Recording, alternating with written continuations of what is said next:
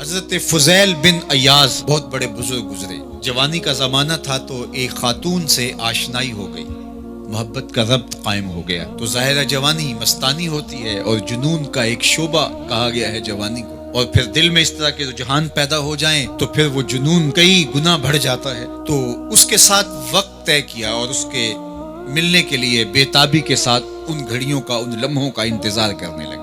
خیر جب وہ وقت آیا تو اس کے گھر کی طرف چلے اور اس کے گھر کی دیوار پھلانگنے لگے تھے کہ ساتھ والے مکان سے کسی قاری قرآن کی تلاوت کی آواز کانوں میں پڑی. اور وہ پڑھ کیا رہا تھا، الم یان للذین آمنوا ان تخشع قلوبهم لذکر اللہ وما نزل من الحق. کیا اہل ایمان پہ وہ وقت نہیں آیا کہ ان کے دل اللہ کے ذکر اور اللہ کی یاد، اس کی محبت میں تڑپ اٹھیں اور وہ خوف خدا میں مبتلا ہو، اور جو نازل ہوا قرآن، اس قرآن کی محبت میں اس کے دل میں خشیت پیدا ہو. بس یہ کانوں میں پڑنے کی دیر تھی کہ دوبارہ گلی میں چھلانگ لگائی اور کہا میرے اوپر وہ وقت آ گیا ہے، اور جنگلوں کو روتے ہوئے نکلے. اور حضرت فضیل بن ایاز پھر ولیوں کے امام قرار پائے.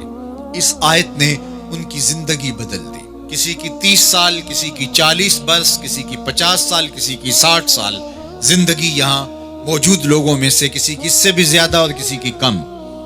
اس آیت کریمہ کو ذرا اپنے اوپر وارد کریں تو اللہ ہمیں نصیب کر دے کہ ہمارے دل تیرے خوف سے کانپ اٹھے اور تیری خشیت سے ہمارے دل لرز اٹھیں، اور قرآن کے ساتھ ہمارا ربط مضبوط اور مستحکم ہو جائے، اور ہم یہ اقرار کرتے ہوئے تیرے حضور حاضر ہو جائیں، مالک وہ وقت آ گیا ہے کہ ہمارے دل تیری یاد سے، تیری محبت سے، تیرے پیار سے مالا مال ہو گئے، اور اپنی باقی زندگی ہم تیرے پیار میں، تیری محبت میں اور تیری یاد میں بسر کریں گے. حدیث پاک میں آتا ہے کہ اگر کوئی شخص اللہ کے خوف سے رویا اور اللہ کے خوف سے رونے کی وجہ سے اس کی پلکوں کے بالوں میں سے ایک بال کی جڑ گیلی ہو گئی تو قیامت کے دن وہ بال کھڑا ہو جائے گا، اللہ یا تو مجھے نکال لے یا اسے جنت عطا فرما دے.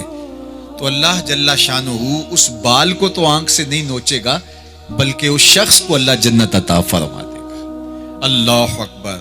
گناہگار کی آنکھ کا پانی اللہ کے غصے کی آگ کو ٹھنڈا کر دیتا ہے. اس لیے ہمیں رونے کا کہا گیا، فَلْيَضْحَكُوا قَلِيلًا وَلْيَبْكُوا كَثِيرًا.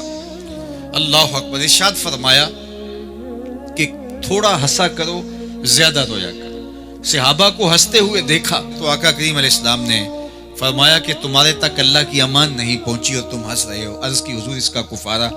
تو فرمایا اس کا کفارہ یہ ہے کہ جتنا ہنسے ہو اتنا ہی تمہیں رونا پڑے گا. میں اور آپ ذرا اپنی زندگی پر غور و تدبر کریں. ہماری زندگی میں ہنسنا زیادہ ہے یا رونا زیادہ ہے؟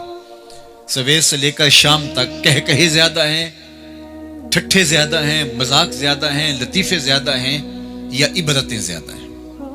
تفکر زیادہ ہے، تدبر زیادہ ہے، سوچ بچار زیادہ ہے، یاد الہی میں تڑپنا زیادہ ہے، آنکھوں سے یاد خدا میں بہنے والے آنسو زیادہ ہیں، یا غفلت سے پھوٹتے ہوئے کہے زیادہ ہیں؟ مجھے اور آپ کو اپنی زندگی کا ضرور محاسبہ کرنا چاہیے. ٹھٹھوں سے، مذاق سے ہماری مجلسیں بھرپور ہوتی ہیں. ہم دن میں جتنا ہنستے ہیں، کیا اس کا 10واں حصہ بھی ہم تنہائی میں بیٹھ کے اللہ کی یاد میں روتے ہیں؟